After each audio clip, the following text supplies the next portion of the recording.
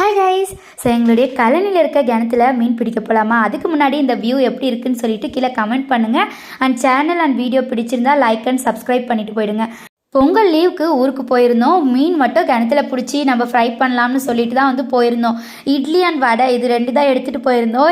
எங்கள் கிணத்துல இருக்கிற மீனுக்கு வந்து இந்த புழு, இந்த நாக்குப்பூச்சி இதெல்லாம் போடுறத விட இந்த இட்லி போட்டால் ரொம்பவே ஆர்வமாக வந்து சாப்பிடும். ஸோ அப்போ இருந்தே வந்து நிறைய இவங்க இதை போட்டு அதுக்கு பழகிட்டு இருக்காங்க. அதனால் இட்லி எடுத்துகிட்டு போயிருந்தோம். இந்த இட்லி என்ன ஆச்சுன்னா, இந்த தூண்டில் முள்ளில் வந்து இந்த அண்ணா தான் வந்து எங்களுக்கு போட்டு பிடிச்சி கொடுக்குறேன்னு வந்தாங்க.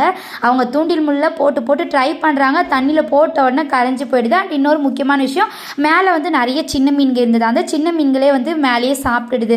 இன்னொரு பக்கம் வந்து நாங்கள் வேறு குடும்பத்தோடு மீன் பிடிக்கிறோன்னுட்டு ஒரு 6-7 பேர் போயிட்டோம். நாங்கள் போடுற அந்த கூச்சல்லையே வந்து பெரிய மீன் எதுவுமே சிக்காது அப்படின்னு அந்த அண்ணா சொல்லினே இருந்தாங்க. ஒரு 6-7 டைம் வந்து தூண்டில் திரும்ப போட்டு பார்த்துட்டே இருந்தாங்க.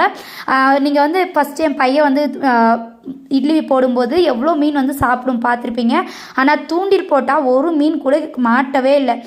நாங்கள் வேறு பக்கத்துலேயே நின்றுட்டு பேசிகிட்டே இருந்தோமா, அதனால கண்டிப்பாக பெரிய மீனெல்லாம் உஷாராகிட்டு இருக்கோம். அதனால போட்டு விட்டுட்டு அப்புறமா வந்து பார்க்கலாம்னு சொல்லிட்டு அந்த அண்ணா போட்டு விட்டுட்டு வந்துட்டாங்க.